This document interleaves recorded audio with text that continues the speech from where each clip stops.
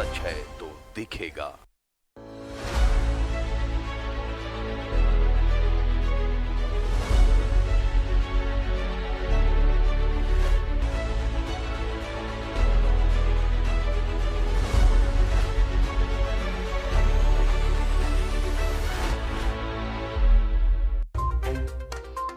Headlines के प्रायोजक हैं श्याम मेटालिक्स।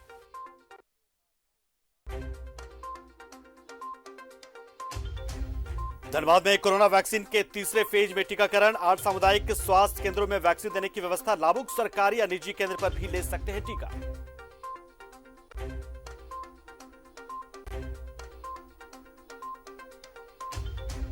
कोयलांचल में पेट्रोल, डीजल और रसोई गैस की बढ़ती कीमतों के खिलाफ जगह जगह विरोध प्रदर्शन। धनबाद में जेएमएम कार्यकर्ताओं ने पेट्रोलियम मंत्री का फूका पुतला।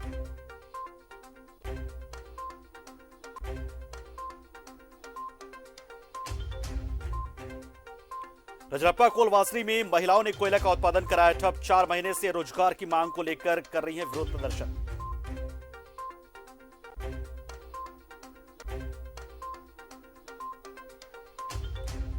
गिरिडीह के डुमरी चिड़िया मोड़ से 2 अवैध कोयला लदे 407 वैन जब्त। 2 ड्राइवरों समेत 3 लोग गिरफ्तार। गुप्त सूचना के आधार पर की गई कार्रवाई।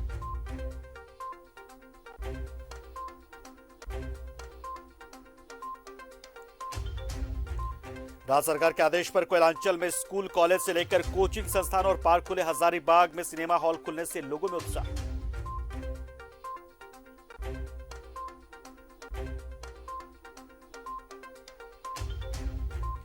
हजारीबाग के सिकरी में आस्था के नाम पर अश्लील डांस। संत शिरोमणि गुरु रविदास जी के जयंती समारोह में लगे ठुमके।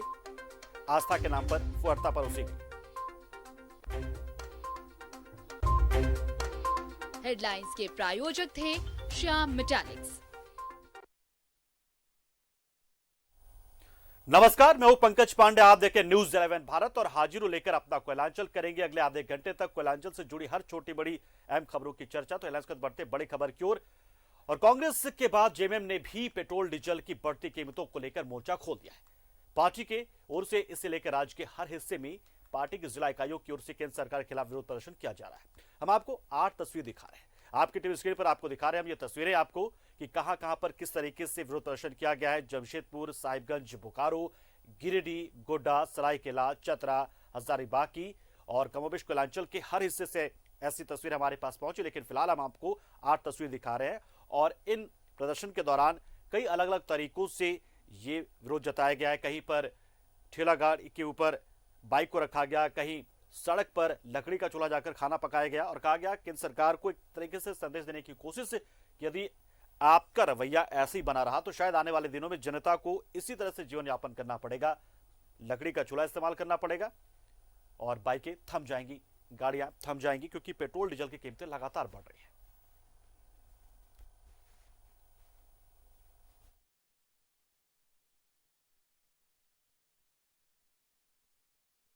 तो पेट्रोल, डीजल और रसोई गैस की बढ़ती कीमतों के खिलाफ धनबाद के रणधीर वर्मा चौक पर जेएमएम जिला कमेटी के नेताओं और कार्यकर्ताओं ने धरना दिया।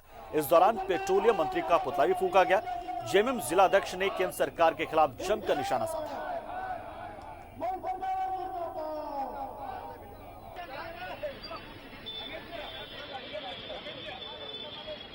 पेट्रोल का दाम कहीं 100 रुपया पार कर गया, कहीं डीजल देखिए 80 से पार है, गैस भी आपका लगभग 1000 रुपया पहुंच चुका है। आज कहां जा रहा है मोदी सरकार, जो यहां पर सत्ता से हुई थी कि महंगाई को हम कम करेंगे, आज महंगाई चरम पर पहुंच चुकी है। पेट्रोल का दाम कहीं 100 रुपया। उधर कोरोना से बचाव के लिए टीकाकरण का राष्ट्रव्यापी अभियान शुरू कर दिया गया है। धनबाद जिले में अलग अलग जगहों पर वैक्सीन देने की व्यवस्था की गई। सदर हॉस्पिटल में वैक्सीन इंचार्ज ने बताया कि सदर हॉस्पिटल समेत 8 सामुदायिक स्वास्थ्य केंद्रों में टीका निःशुल्क दिया जा रहा है। साथ ही उन्होंने यह भी कहा कि लाभुक सरकारी या निजी केंद्र पर जाकर टीका ले सकते हैं, क्योंकि निजी अस्पतालों में भी 250 रुपए में यह टीका लिया जा सकता है।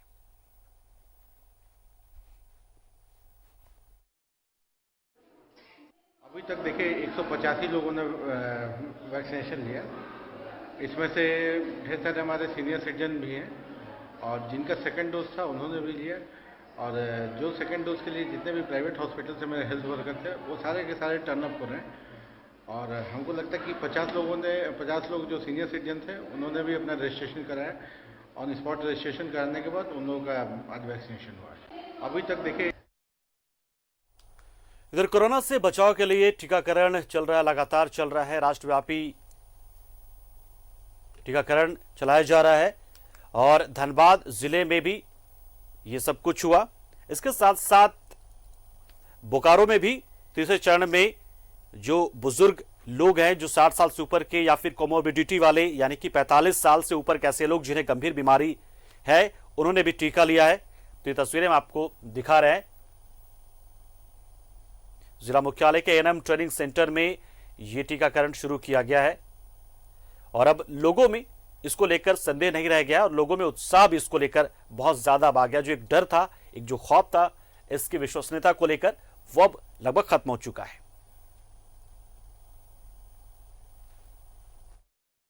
जो हेल्थ मिनिस्ट्री जो शुरू की है 60 और उसके ऊपर वाले लोग का प्लस 45 साल और उसके ऊपर वाले लोग जो कि कोमोर्बिड कंडीशन, जो कि बीमारियों से ग्रसित हैं, तो जो 60 साल और उसके ऊपर वाले लोग जो हैं आ रहे हैं, उनमें काफी उत्साह है और काफी जोश से वो ला रहे हैं। बहुत सारा फोन मेरे पास आ रहा है, बहुत सारे लोग हैं जो बोल रहे हैं कि मैं अपने फादर मदर को भेज दूं क्या, आप टीका दे पाएंगे क्या।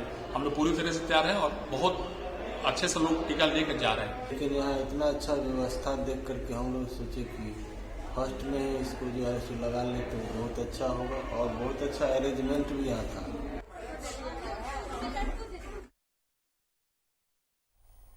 तो धनबाद में झारखंड होमगार्ड वेलफेयर एसोसिएशन के बैनर तले एक दिवसीय धरना दिया गया। रणधीर वर्मा चौक पर किए गए इस धरने में एसोसिएशन ने हेमंत सरकार पर वादा खिलाफी का आरोप लगाया। एसोसिएशन का कहना है कि वर्तमान सरकार उनकी मांगों को पूरा करने को कहा था, लेकिन 1 साल बीत जाने के बाद भी सरकार इस पर गंभीरता नहीं दिखा रही है।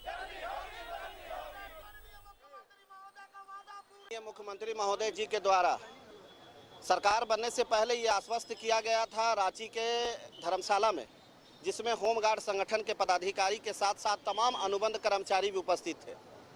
तो उसमें हेमंत जी ने स्पष्ट रूप से कहा था कि अगर हमारी सरकार बनेगी तो पूर्व सरकार में जो होमगार्ड का मामला लंबित है न्यायालय में, एलपीए का जो मामला है उसको मैं वापस ले लूँगा और बिहार के तर्ज पर जो भी सुविधाएँ हैं, ड्यूटी सुनिश्चित का मामला हो या फिर पीएफ का मामला हो, ये तमाम सुविधाएं हम लागू करेंगे। साथ ही सर्वोच्च न्यायालय के आदेश पर जो भी फैसला होमगार्ड के हित में उसे मैं लागू करूंगा।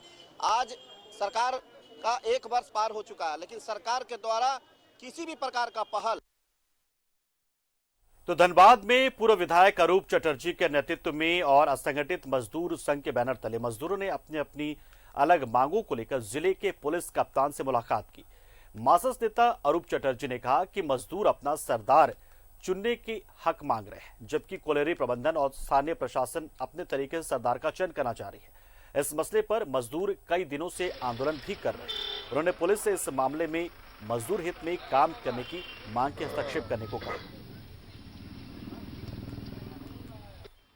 हम लोग आज एसडीओ साहब से भी मिले, एडीएम लॉ एंड ऑर्डर से और एसएसपी और सीटीएसपी से भी मिले रिगार्डिंग बासदेवपुर कोलियरी में जो धरना पिछले 1 महीना से चल रही है मजदूरों के द्वारा, उसी सिलसिले में मिलने आए। हम लोगों का कहना है जो 22 दंगल वहाँ पर थी और दंगल खुद ब खुद नेता अपनी चयन करेगी, सरदार अपनी चयन करेगी। यहाँ पुलिस प्रशासन या बीसीसीआई। लोग अक्सर भूल जाते हैं कि मौका क्या है, दस्तूर क्या है और कुछ भी कर डालते हैं। हजारीबाग में कुछ ऐसा ही हुआ। यहाँ के बड़काबाग गांव स्थित सीकरी में आस्था के नाम पर असली डांस परोस दिया गया। मौका था संत शिरोमणि गुरु रविदास जी के जयंती समारोह का और इसमें रंगारंग कार्यक्रम तो पेश किए जा रहे थे और इसी दौरान कार्यक्रम में कई तरीके से असली डांस भी परोस दिया गया और यहाँ पहुंचे बहुत सारे लोग इससे शर्मसार हो गए। उनका कहना था कि हम जयंती समारोह मना रहे हैं और ऐसी चीजें कहीं से भी स्वीकार्य नहीं है।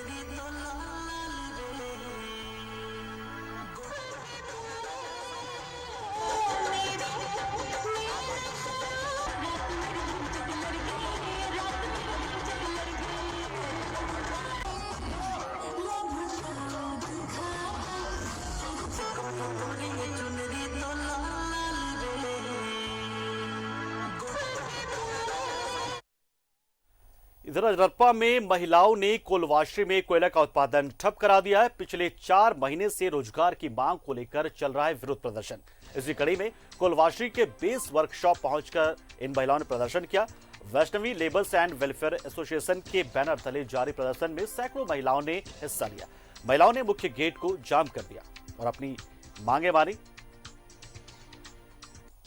इतनी बड़ी संख्या में महिलाओं को पहुंचा देख बड़ी संख्या में पुलिस बल के जवानों की तैनाती भी की गई थी ताकि किसी भी तरीके से हालात बिगड़ने पर काबू कर पाया जा सके। तो बड़े पैमाने पर महिलाएं यहां पहुंची थी और उन्होंने कोयला उत्पादन ही ठप करा दिया।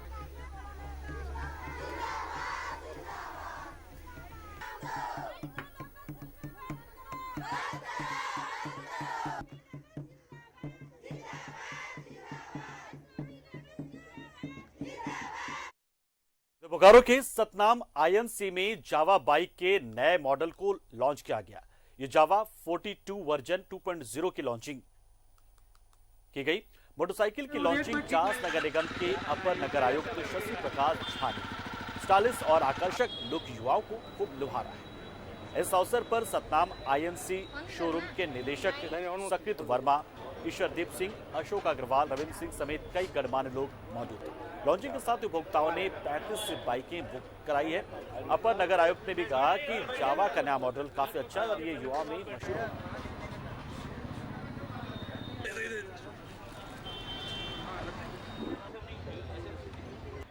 आज हमारी जावा कंपनी की नई मॉडल 42 2.0 की नई वर्जन लॉन्च हुई है। इसमें बेसिकली 3 कलर्स हैं, matte red, matte black and matte white.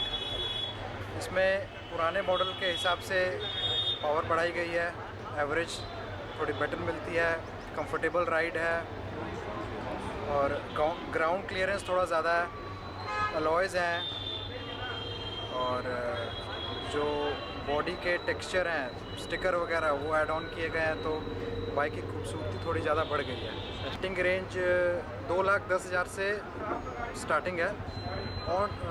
On road price बता रहा हूँ मैं, 1,90,000 हो गई एक शोरूम प्राइस।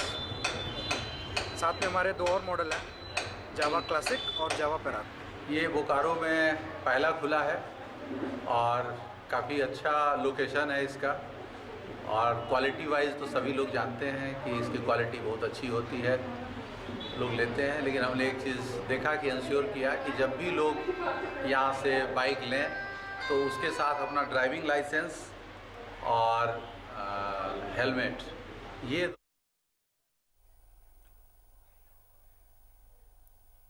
इधर तोपचांची के भुइया चित्रों में सरकारी जमीन पर अवैध रूप से बने 4 मकान को तोड़ दिया गया।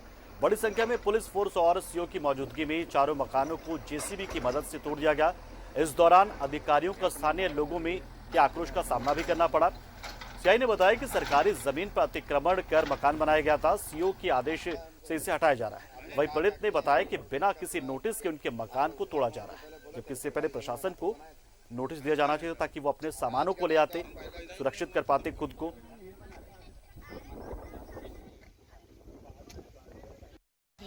किसी को नहीं दिया और इसकी जानकारी भी किसी को नहीं है और अपने बल मतलब पावर का इस्तेमाल करके घर जबरन तोड़ा गया। क्या ना?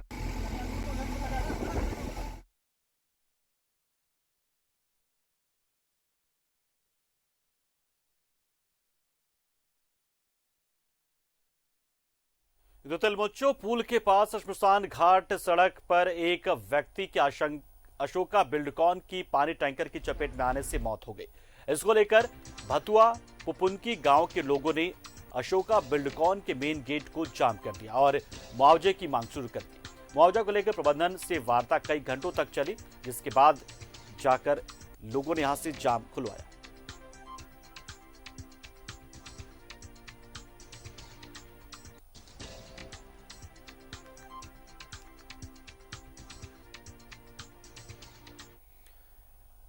इधर गिरिडीह में तीसरी थाना क्षेत्र में नदी में तैरता एक युवक का शव बरामद किया गया। शव की पहचान 9वीं में पढ़ने वाले छात्र अनिश के तौर पर की गई है। परिजनों ने हत्या की आशंका जताई है।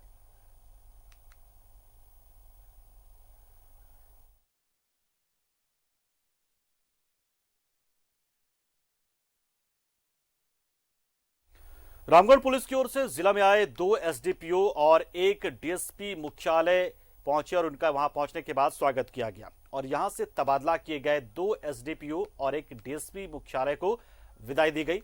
डीएसपी मुख्यालय प्रकाश सोय ने अपने कार्यकाल में मिले अनुभवों को भी साझा किया। वहीं दूसरे पदाधिकारियों ने अपने अनुभव साझा किए।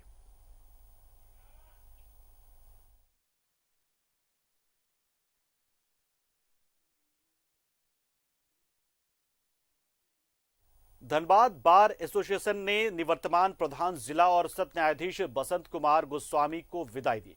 कोरोना को देखते हुए सादगी के साथ ये विदाई समारोह आयोजित किया गया था। उन्होंने कहा कि जो हृदय में बसते हैं उन्हें छोड़ने का दुख जरूर होता है। 2 साल का कार्यकाल धनबाद में इनका रहा। इन 2 सालों में सभी का भरपूर प्यार और स्नेह मिला। देखिए, जो हृदय में बसते हैं, अगर वो हृदय से कहीं वियोग होने की स्थिति आती है तो किसी को भी व्याकुल करता है हृदय से। आज मैं इन अपने भाई बंधु के साथ 2 साल कार्य करने के बाद इनके बीच से विदा हो रहा हूँ, एक नव जीवन में कार्य शुरू करने के लिए। तो इनकी इच्छाओं का हम लोग इतना सम्मान करते हैं। एवरीडे सम्मान हुआ है, आज इन्होंने हमें सम्मान से। और फिलहाल यहाँ रुकते एक छोटे से ब्रेक के लिए, जल्द हाजिर होंगे कुछ बड़ी कुछ अहम खबर के साथ। लौटते फौरन।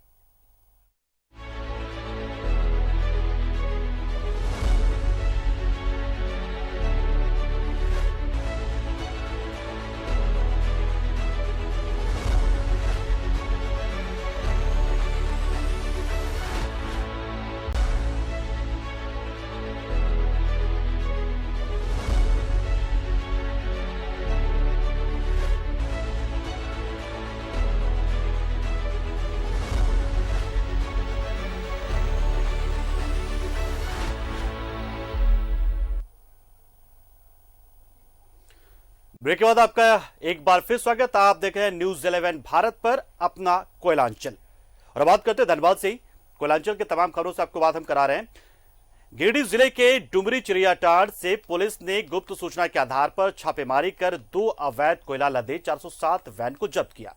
थाना प्रभारी ने बताया कि उन्हें यह गुप्त सूचना मिली थी कि नारायणपुर से 2 407 वैन अवैध कोयला लूट कर बिरनी की ओर जा रहे हैं। पुलिस ने अपने मुखबिरों का जाल बिछाकर दोनों वैन को जब्त कर लिया। इसके साथ वैन चला रहे 2 ड्राइवरों और एक अन्य व्यक्ति को गिरफ्तार कर जेल भेज दिया।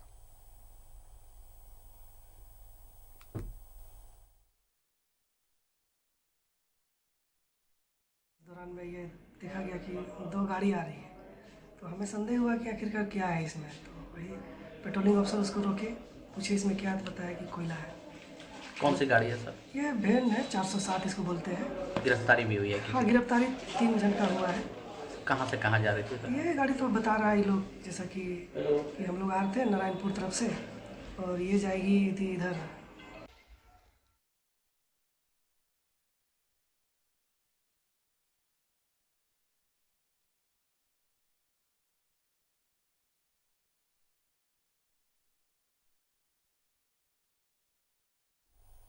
राज्य सरकार के आदेश पर स्कूल, कॉलेज से लेकर कोचिंग संस्थान और पार्क खोल दिए गए हैं। पिछले 1 साल से इस पल का इंतजार सभी को था। इससे आम लोगों के साथ ही इनके संचालक भी खुश है, लेकिन सिनेमा घरों के संचालक सिनेमा घरों के खोलने के आदेश दिए जाने के बावजूद परेशान है। आखिर क्यों, इस रिपोर्ट के जरिए जानते हैं।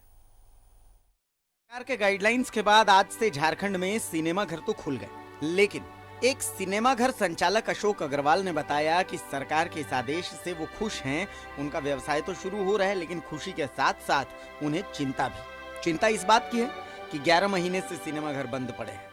अब इन्हें चालू करने के लिए लगभग 2 लाख की लागत लगने वाली है। वो कहां से लेकर के आएंगे, सुनिए एक सिनेमा घर संचालक का दर्द। जाहिर है कि 1 साल हो गई है बंद हुए हुए, अब खुल रही है तो मन में खुशी है, लेकिन साथ में ये भी है कि इतनी गाइडलाइंस जो आई है सरकार की तरफ से, वो हम लोग किस हिसाब से मेंटेन कर पाएंगे, कहाँ तक हम लोग सही रहेंगे, वो अब हम लोग को देखना है। 1 सालों में तो कंप्लीट ही लॉकडाउन था, मतलब एक तरह से व्यापार पूरी तरह बंद हो गया। अब देखना यह है कि कोरोना काल में सरकार के आदेश का कितना पालन इन सिनेमा घरों में हो पाता है। ये पालन होता भी है नहीं। 100 सालों से अधिक पुराना ये उद्योग जो लाखों करोड़ों का टैक्स भी देता है, लेकिन इस लोकप्रिय उद्योग के पीछे एक काला सच भी। सिनेमा घर चलाने वालों के लिए काफी कष्टप्रद होता है ये सिनेमा घर चलाना। क्या सरकार की तरफ से इन्हें कोई मदद मिलेगी, देखना ये भी है। धनबाद से न्यूज 11 भारत के लिए अरुण बर्नवाल के साथ सहयोगी बंटी की रिपोर्ट। तो धनबाद में तो सिनेमाघर संचालक परेशान है, लेकिन फिल्मों के शौकीनों को हजारीबाग में परेशान होना नहीं पड़ रहा है, क्योंकि यहाँ के सिनेमाघर खुल गए। यहाँ लगाव बहुत खास है लोगों का सिनेमा से। लगभग 1 साल के बाद सिनेमाघर जब खुले तो हजारीबाग में लोग सिनेमा देखने के लिए पहुंचे और काफी उत्साहित नजर आए। सिनेमाघरों में गाइडलाइंस का पूरा पालन किया जा रहा है।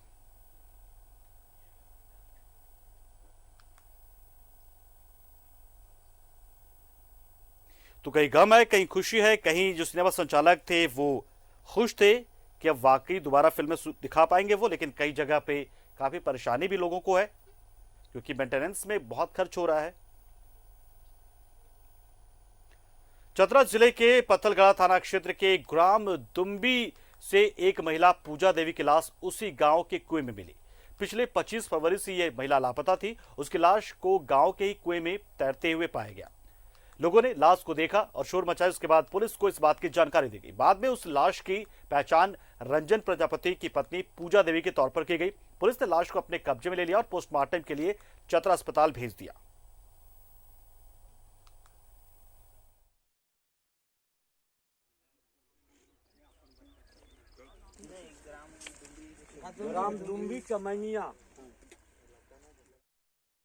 दरगोमिया के IEAL थाना क्षेत्र में एक रिश्ते की बहन विवाहिता होने के बाद भी भाई के साथ शादी कराने की जिद पर अड़ गई। उसने रिश्ते की मर्यादा को ही तार-तार कर दिया। आखिरकार यह मामला पुलिस के पास पहुंचा।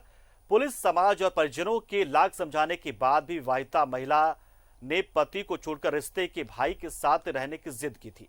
वहीं पति ने भी पत्नी पर गलत रिश्ता रखने का आरोप लगाया। इस पर पुलिस ने रिश्ते के भाई को बुलाकर उसके मोबाइल की जांच की। इसमें उन दोनों के बीच इतर संबंध होने के प्रमाण भी मिले। इस पर पुलिस ने 15 दिनों में आपसी सहमति से विवाद को सुलझाने का निर्देश देकर युवती को पिता के सुपुर्द कर दिया।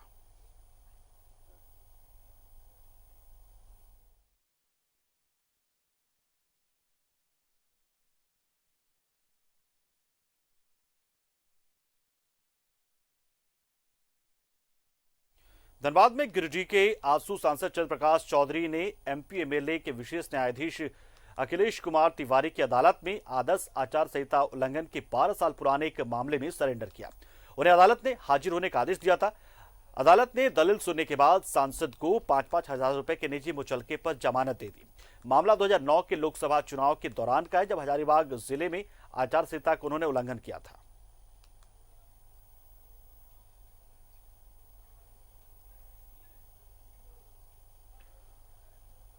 खलारी, अंबाटाड़ और हाहे गांव के बीच सपही नदी पर निर्माणाधीन पुल के साइट पर उग्रवादियों ने मारपीट की है। बीती रात 3 युवक मोटरसाइकिल से साइट पर पहुंचे और वहां पर काम कर रहे गार्ड, मिस्त्री और मजदूरों के साथ मारपीट की। TPC का वर्दी पहनने के साथ ही इनके पास हथियार भी था। युवकों ने काम बंद करने की चेतावनी दी और डंपर का शीशा तोड़ा और साथ इनके साथ मारपीट करते हुए वहां से चले गए।